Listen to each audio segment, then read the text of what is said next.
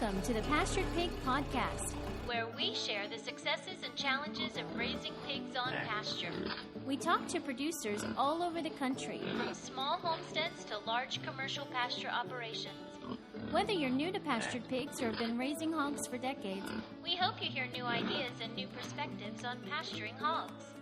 Here's your host, Troy McClung. Hello, everybody. Welcome to the Pastured Pig Podcast. It's been a while, obviously. You guys are probably wondering where I've been, and I've kind of been wondering that myself. I don't understand how July went by in a blink of an eye, but it did. So here we are at the end of July as this podcast goes live, and we kind of took a multi-week hiatus there.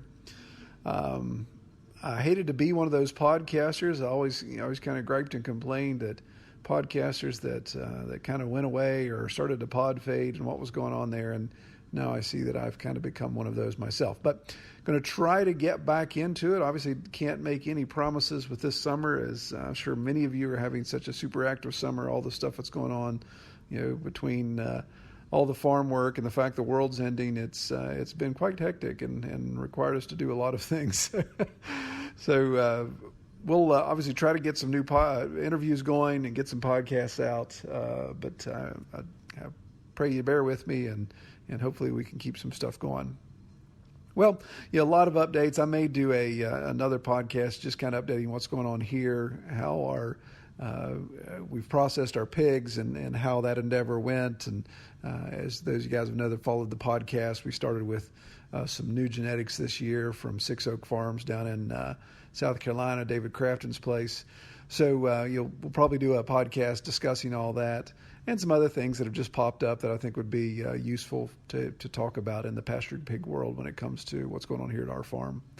But for the interview today, it's actually it's not a repeat podcast, it's a repeat guest.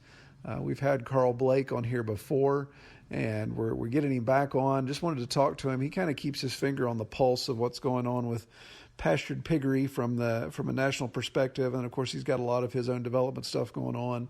I know he had some new products and things he's rolling out, so I just wanted to talk to him about that and just get his perspective on how COVID-19 has affected the pastured pig market. So Carl brings the insight that he brings, and appreciate him taking the time to talk with me. So we'll jump right into that interview now. So it's been, as we were talking about before we started recording, it's been a year since you and I have sat down and talked, almost a year to the date, minus 10 days. So I'm sure a lot has transpired. There's one or two things that have happened in the world since then. So from your perspective, let's start personally with Carl Blake. What's going on with all the stuff that you have going on with the hot box, the fodder system, your farm, some of the PR work you've been doing for the industry? Kind of give us a 40,000-foot elevation of what's happened the last. You bet. Well, it's really kind of neat because that you decided to have this podcast again a year later, because I think one of the neat things we've done is, we brought all these things together we've been working on for the last, 10 or 15 years are now starting to come together, and we're starting to see a lot of progress, and I'm really excited. We're getting ready to release a lot of neat things, new products and new opportunities, and some really cool things for pig farmers out there. What we've done is we've really tried hard from our perspective to give pig farmers as many tools as they can to try to make a profit. Yeah. So some of these elements, this value added or even post-production types things, I know we talked about a little bit last year, but give us a real quick rundown of what the hot box is, and then let's segue over into your fodder system. Okay. All right. What's happened is you want me to talk about the hot box first? Yeah. If you don't mind, that'd be great. Yeah.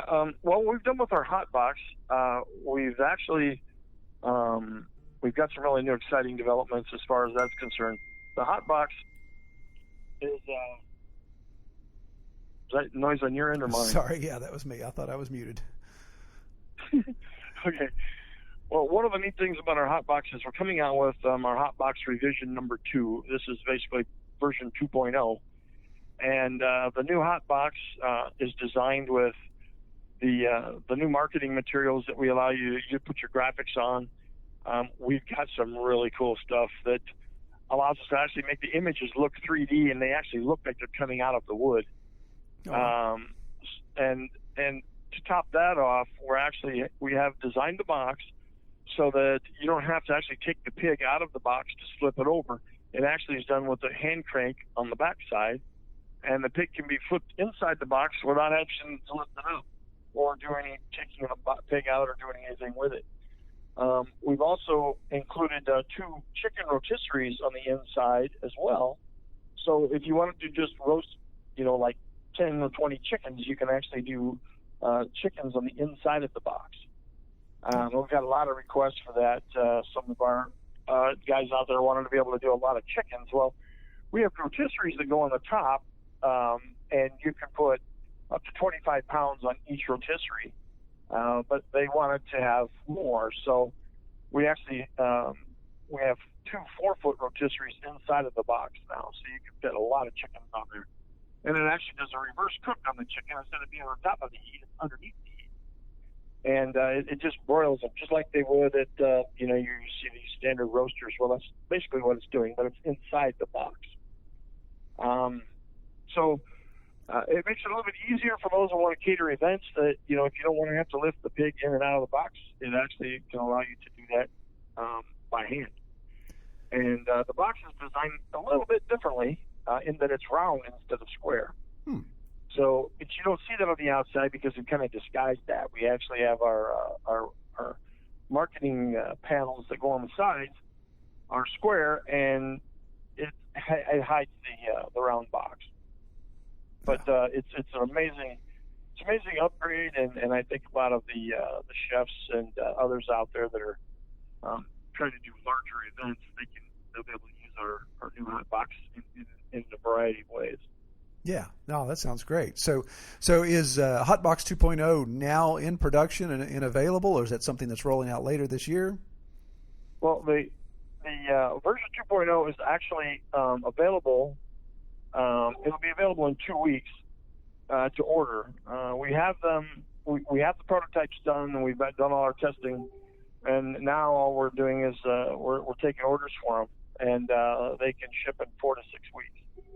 Yeah, awesome. All right. They're a little bit more difficult to make because of it's all round stainless steel. Yeah. But the neat thing is it gives us the ability to do so much more with it in terms of making it easier to use for the end user. And that's really what we're trying to do.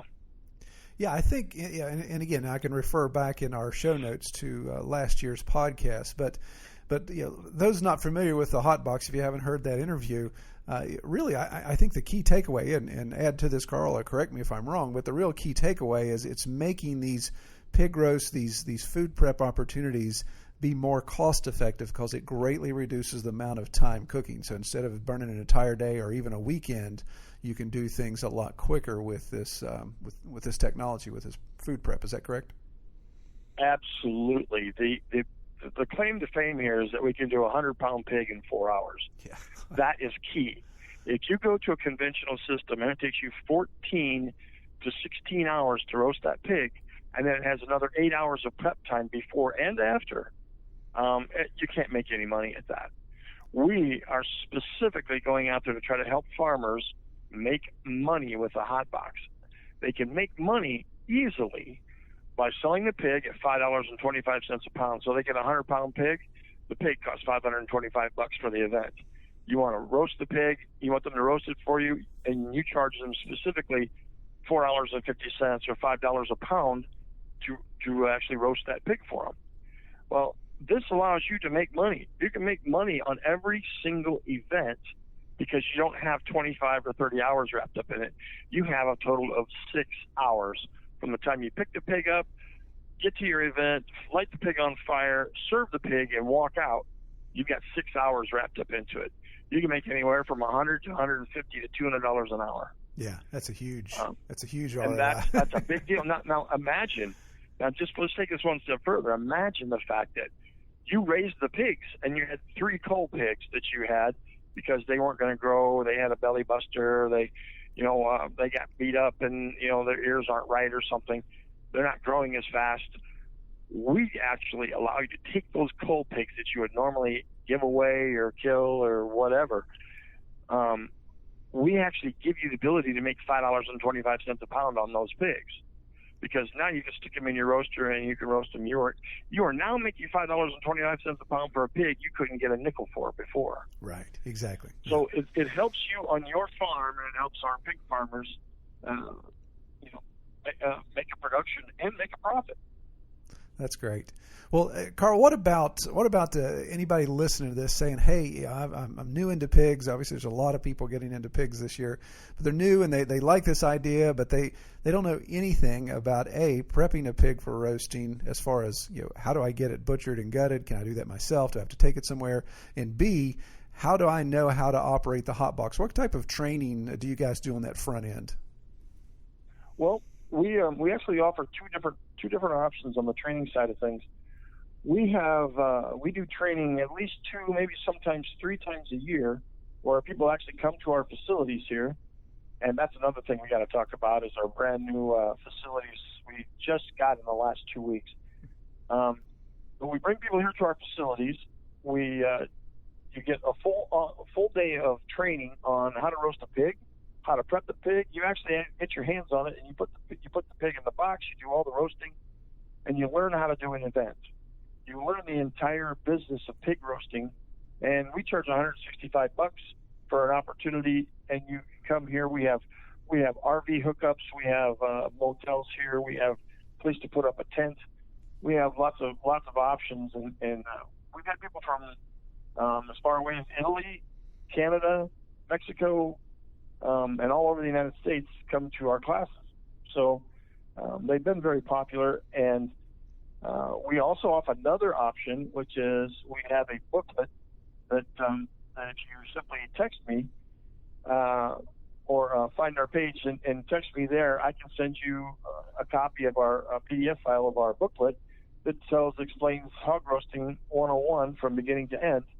And then after the fact, after you purchase an American hot box, we actually go out there and I answer the phone.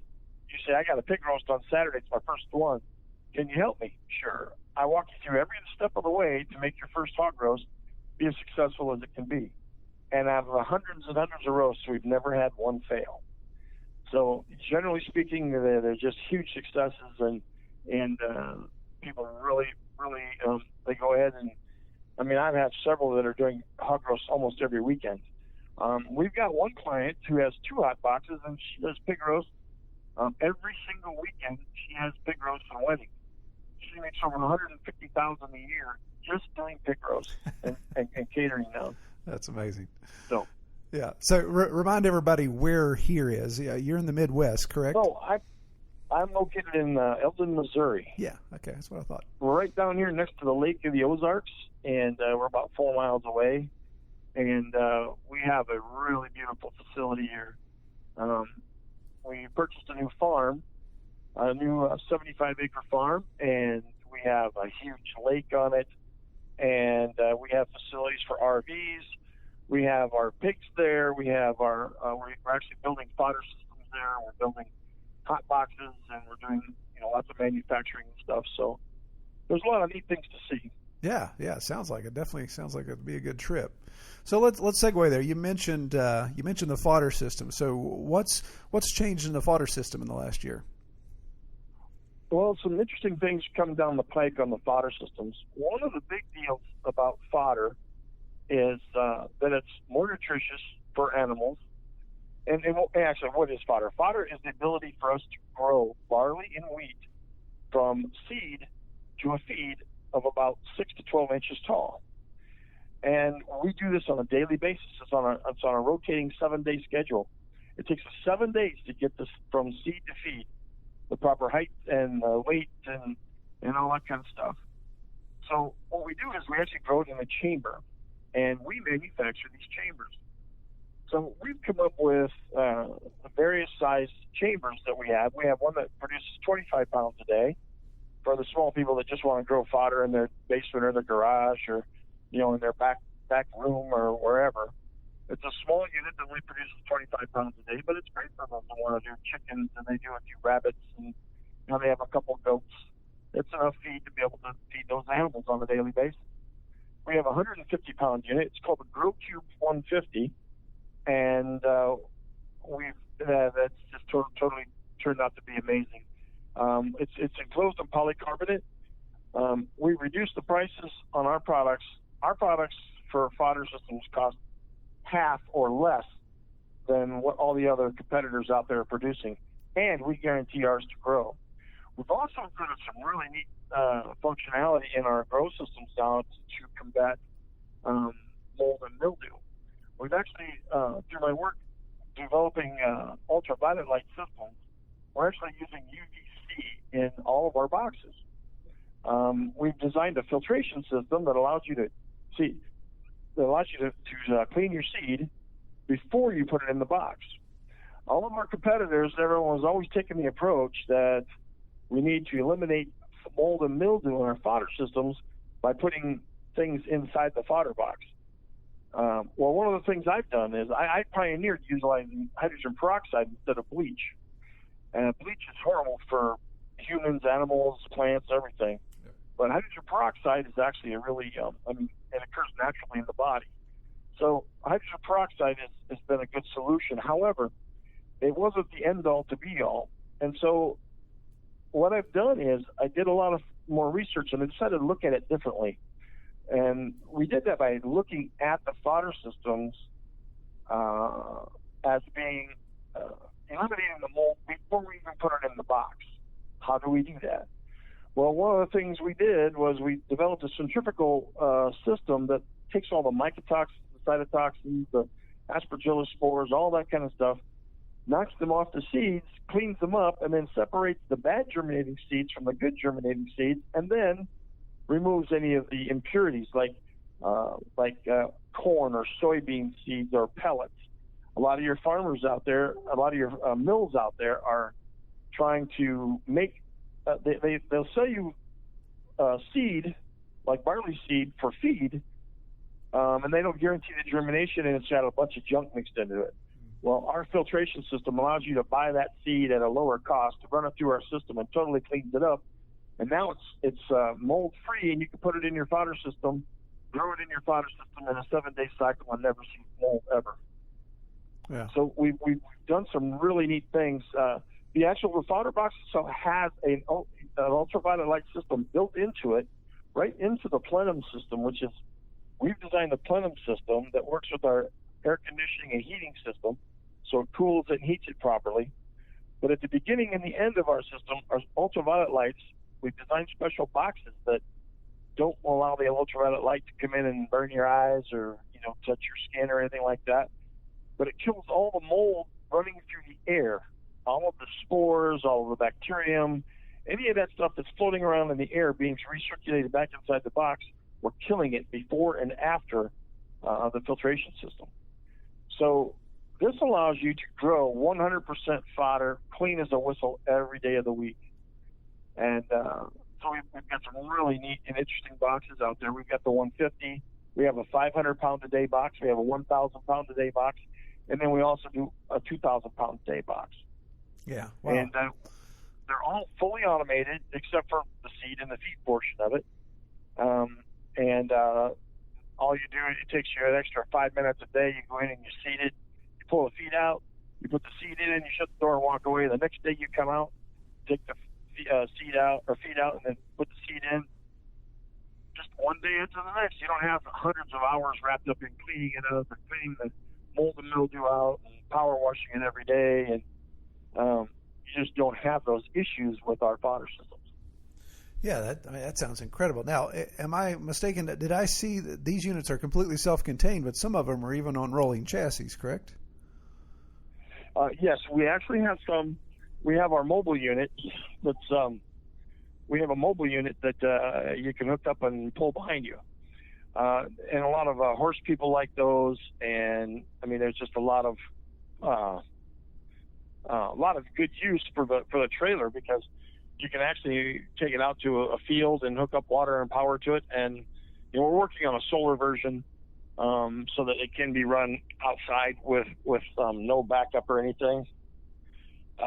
As far as no power, we've had people that are off the grid, and they like something like that. So we're working on a lot of different versions of the system as we go, and one of what allows us to do really good things is the mobile unit. Yeah. So, yeah, I bet. I mean, the whole self-contained element, and then mobile, at least being able to move it around, especially with a pastured operation, you may discover right. you want to be in different spots there. Well, that's excellent. We are working on a fully automated system that actually does the seeding and feeding for you. And we will have something to show. It's going to be another 6 or 8 months before that's actually available. But we have a prototype that's actually functioning right now, but we haven't finished it. I only bring it up because people often ask me, "Hey, so do you have anything automated?" And yes, we will have a fully automated system that it's going to blow all the other ones. There's 2 or 3 of them out there on the market, but they're $250,000 to $500,000. We're bringing it back down to reality, and we're gonna. The neat thing is that we actually combine current technology from today with Mennonite technology from the 1800s. What's funny is that the dichotomy of between what we do and how things work. The dichotomy of working with Mennonites is really kind of neat because I took a picture one day of my stainless steel coming in from one of the factories that's 8 miles away. They had 4 horses hooked up to a flatbed trailer, and a guy was standing up in the back with the horse reins in his hands, and he brought in a ton of stainless steel for us to build our fodder boxes and our American hot boxes. And they brought it in with a horse. I just can't imagine that anyone could really understand the dichotomy there. But the thing is that it really, really has helped us develop better systems. Awesome. I've always been the guy in the computer systems my whole life. That's all I've ever done is high-end computer stuff, and it was so cool when I just said, guys, we can't go out and make these computer systems work for people because people want to change them and they touch them and they mess them up. And I said, we have to develop an analog system that runs and controls our American fodder box without a computer intervention or the ability for a customer to go in and fiddle fart around with it. Well, we did that. We've actually designed and built all of our fodder systems are all completely analog. And we do have the ability, though, to send emails and things like that when there's errors and stuff. But the interesting thing is we were able to set our system up and make it completely analog so that it's reliable. It runs 100% of 100% of every day. It doesn't just shut off in the middle of the day because the computer crashed. It doesn't, the water doesn't work anymore because the computer stopped talking to the sensor on the solenoids. And, there's all these problems. We utilize the Mennonite principle of keep it simple. And it's really turned out amazing. Our boxes, you just turn them on and add water, plug in the water, turn on the power, and walk away from it. And it's doing its thing. Wow. So I'm very excited about the new offerings that we have this year. And we'll actually have those updated on our website at www.americanfodderbox.com. Yeah, excellent. Yeah, I mean, my goodness, it sounds like there's some really good advancements going on there. I can understand why you'd be excited about all that. All right. Well, let's if we could, let's segue over to something else. If you don't have enough to do already, you're also co-managing and overseeing the Facebook group that I think many of us have found extremely helpful, and that's the Pastured Pigs for Their Health and Happiness, which used to be Pastured Pigs for Meat and Profit, but we know what happened there with some of the Facebook police cranking down on how we were doing things there. But tell me a little bit about that group. Why do you think that's such an asset and so important for us to network like that? Well, the group that we have, I started that group and split it off of Pastured Pigs because there was so much infighting and there was so many issues going on that we couldn't really focus on what I thought was important. And to me, the focus was on pasturing pigs for meat and profit. which was, I want to make money with it. We have to be able to put that on a farm. Not just, I wanted to make a better pig. That's why I created the Iowa Soybean Hall, was to make a better pig to eat. But then it came down to, well, we need to not only make a better pig to eat, but we also have to figure out a way to make meat and profit. And they have to go together. It has to be good meat in order to make a decent profit. Well, the Facebook thing started happening, and they started deleting groups and everything else, and we changed our name so we didn't come up on their radar to Pasturing Pigs for Health and Happiness. It was more tongue-in-cheek than anything. But one of the things that we actually did is that I spent, an inordinate amount of hours, and Courtney will slap me over the head and tell people this, but the thing is that I spent, 24 hours a day answering questions for people with pigs. And that's how the group started. And we had 1,500 people in 3 days. And then quickly, we've gone up to 10,000 users now. And the group is there to help anybody with pigs. We want to help them all. We try to give them direction. When they ask us, do we use these pigs? Do we use that pigs? Well, there's a lot of variation out there, but we try to keep it. Towards making money and making a profit, because that's the only way you're going to be able to stay there next year. I don't mind helping the people that want to, raise pigs for their own use. They can all participate in the group, but we're really trying to help them manage and make a profit at it, so that we could raise more pasture pig people out there throughout the United States to help our local economies. And that's really what the goal of our group has been, is to really reach out and try to make sure those people can make a profit, and show them the kind of pigs that can make a profit, and then try to help them solve their biosecurity issues and health issues. And there's just so many different things that our group approaches. We have so many really good people that are just phenomenal at answering questions. They know the health thing is cold. They know just about anything that's to do with pigs. Our people in our group are really, really well suited to be able to give extremely good answers. And in many cases, our answers, like 2 weeks ago, we actually identified the problems with the pigs, and they took the pigs into the vet, and the vet said, no, that's not what they have. And the vet said, here, this is what they've got. Treated them for the wrong thing. The pigs died. So they did a post, came back and said that, yeah, we were exactly right. We knew what we were talking about, and the pigs were dying from it, and they treated them as we had mentioned, and magically the pigs survived.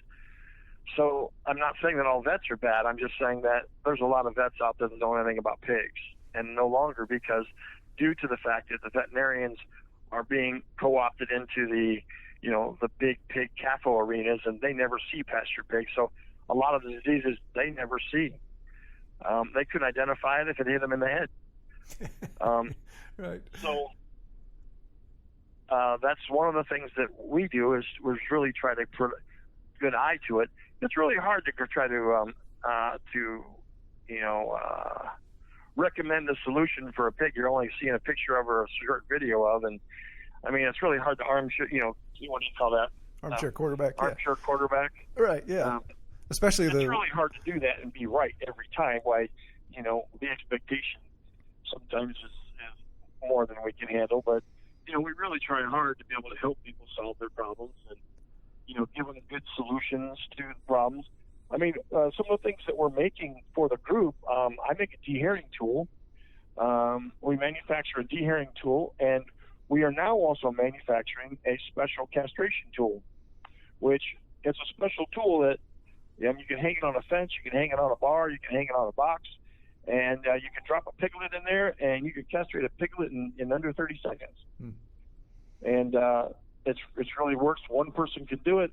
It's very simple, and it doesn't cost a lot of money, and it's a good solution. So we actually manufacture those things right here for our group members, and we always offer to them first.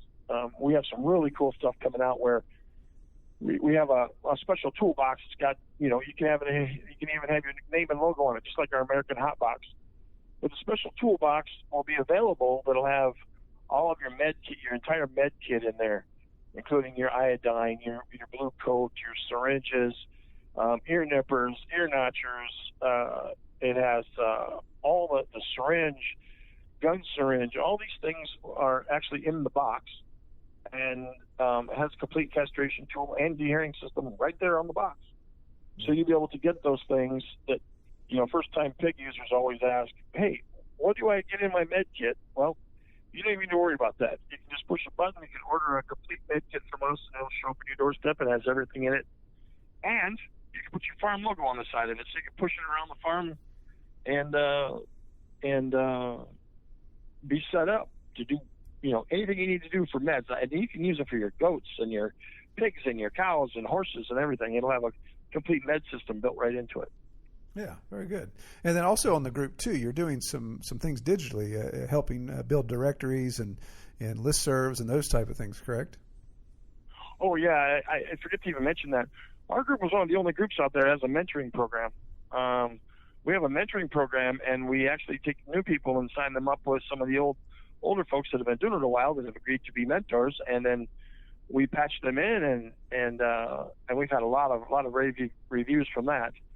But we also do, we have a special group on the side that I developed that allows us to do sales and marketing and things that others can't get into. And we allow the pig people to get in there so we can, get better access to, known breeders, known people that have good breed stock that we know are, there's so many people out there right now that are doing things that, they're just crooks. They're absolute crooks. They're out there selling pigs that are mangy, and they're raised on trash, and their bloodlines are all suspect, and it's just a nasty mess out there for a lot of people.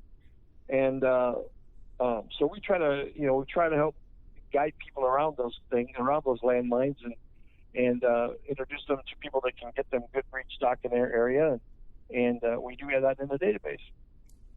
Yeah, excellent. Yeah, I think that's just the value added to that group. Obviously, like you said, the sharing of information and the sharing of expertise, but then also these additional elements that you've added to just really help farmers be successful at whatever level they're trying to achieve. Absolutely, you're absolutely spot on. Well, cool. Well, let's. You've mentioned some things there that I really want to get down to the meat of the conversation and talk about and get your thoughts on it. So, obviously, in the last several months, the world's been turned upside down with COVID-19 and other issues. But as it pertains to pastured pigs, what are you seeing from your perspective? What's going on with the pastured pig industry as it's aligning with COVID-19 and some of the ramifications of that? Well, some of the biggest problems that occurred are the processing problems. Number one. Number two, it's the confinement pigs that are being given to or passed out or purchased by pastured pigs people thinking they're getting a deal when in fact they're just buying somebody else's health problems. Those are probably the two biggest things.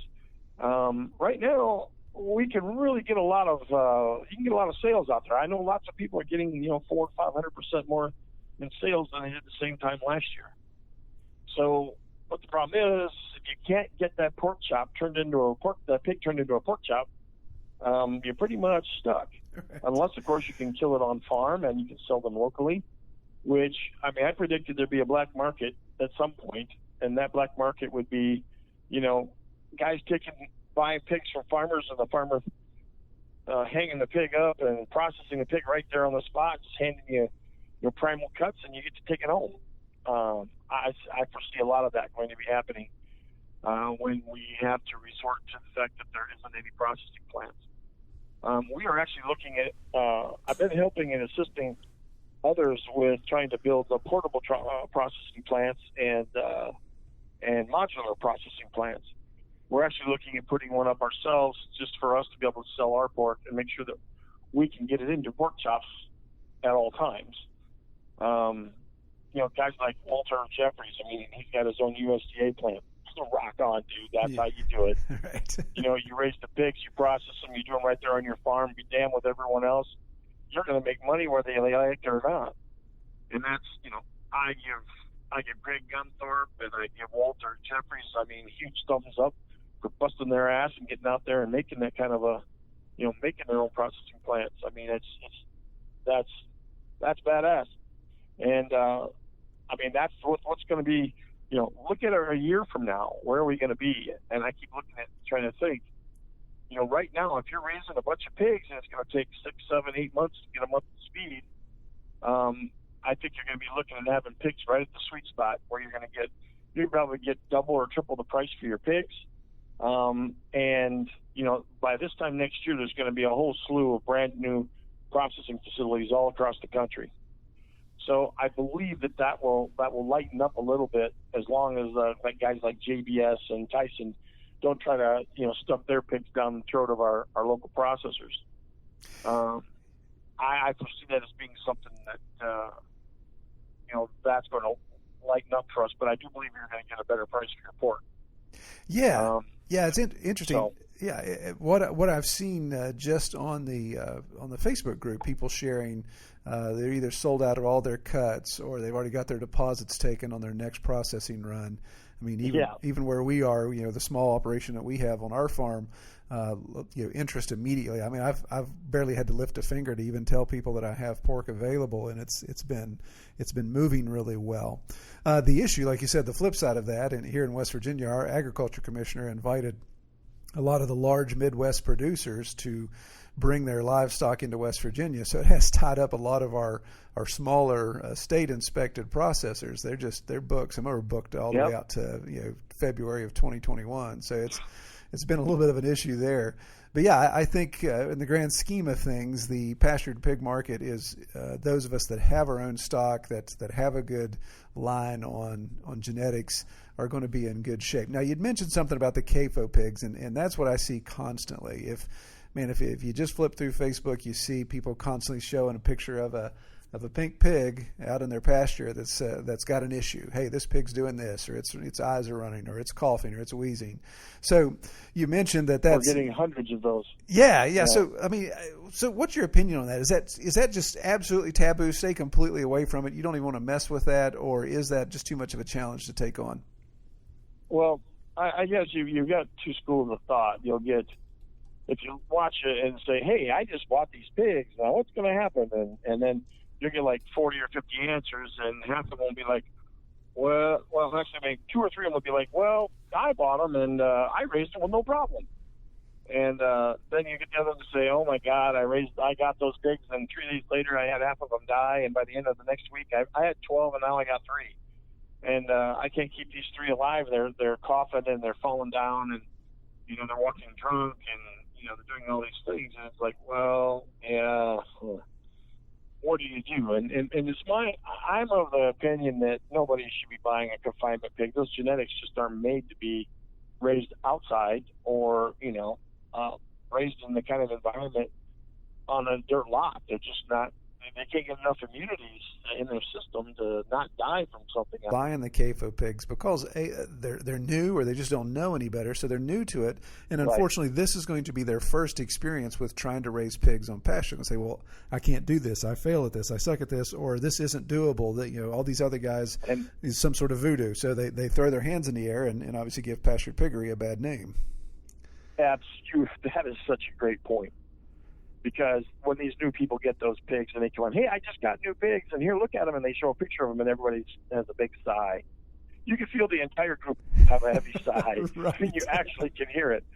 And then, from then on, so, you made the exact point. I didn't think to bring that up, but that is absolutely true, right to the core.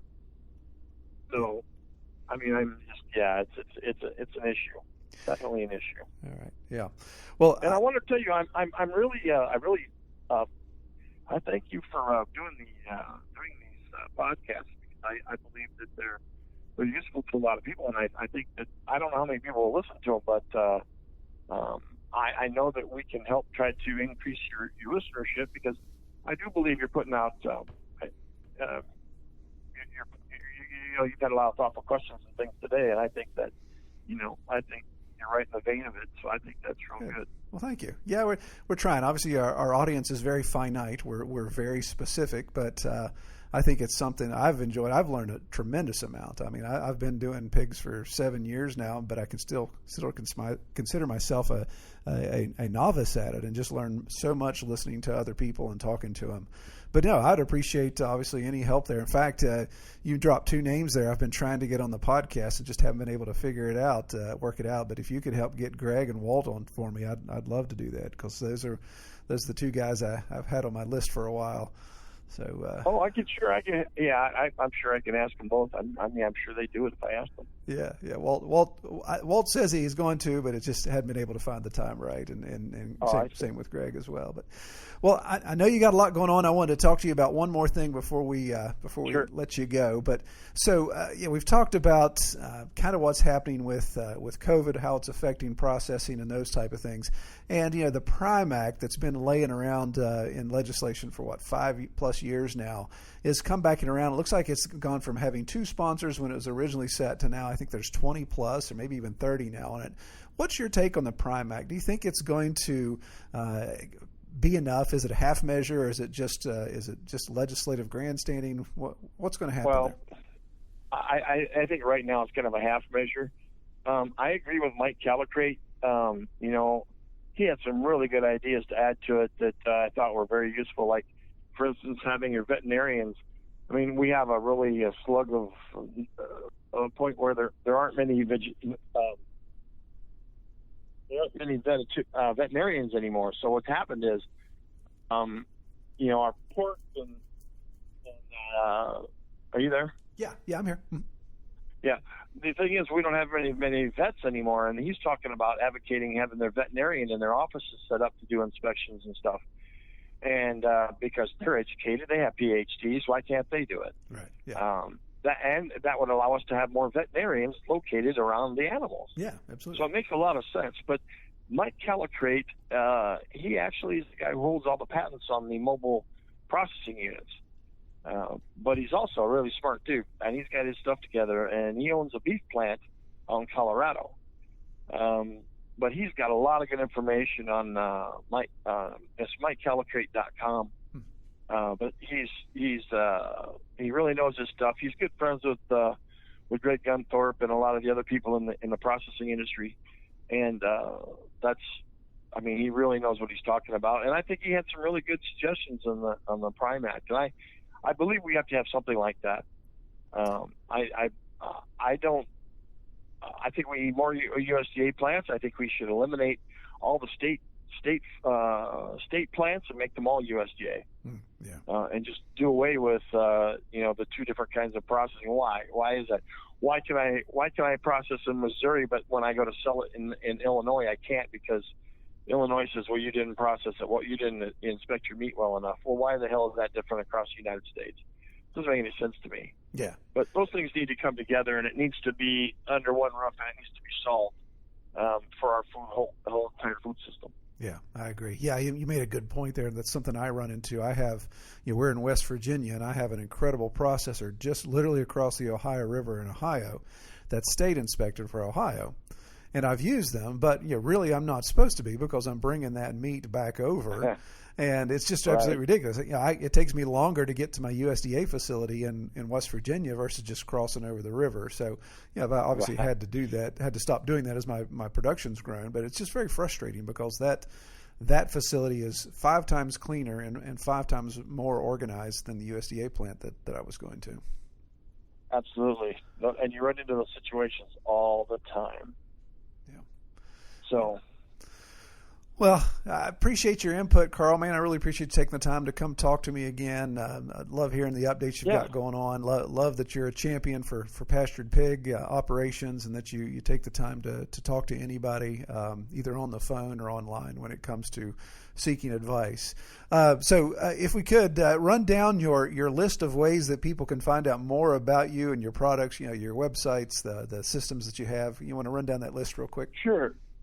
You can always reach me by texting me, or you can call me at 573-375-1111. Our website, so www.americanhotbox.com. The other website is www.americanfodderbox.com. And we have a neat site called www.fodderflora.com. That's FODDERFLORA.com. Those are some of our other products. You can just reach us for any of those things, and you'll be able to see online and get information. And we are actually updating all the websites right now as we speak. Before I got your call, I was updating the websites, putting up the new products and lots more information. So excellent. All right. Well, man, I again appreciate your time. Thanks for coming on the podcast. I hope you have a great rest of the week. Thanks, man. I really appreciate it. You take care. All right, you too. We'll see you. Yep. Bye-bye. Well, I really appreciate Carl coming on the podcast, taking the time to meet with me. I know he's got a lot going on, but I appreciate him taking an hour out of his day to talk pig with me. Well, if you have anybody or any topics that you think should be on the Pastured Pig podcast, please send me a note. I would say the pond is running a little dry, but I'm trying to reach out and find specific people. Again, you don't have to be well established. You don't have to be a big commercial operation. You can be a first timer. It's just the opportunity to share experiences, share knowledge, just share what you've run into. We're not looking for expertise through every single conversation. We just want to have the opportunity to have a casual, relaxed conversation about pastured pigs. So feel free you can email me directly, troy@redtoolhouse.com, or you can visit our website, redtoolhouse.com/pastured pig podcast. And there's a little link that you can use to submit a request to be on a podcast. Well, I pray everyone have a great week and hope to be back soon. All right, take care. We hope you have enjoyed this episode of the Pastured Pig Podcast. To learn more about our podcast or to submit topics or recommend guests for future episodes, visit redtoolhouse.com.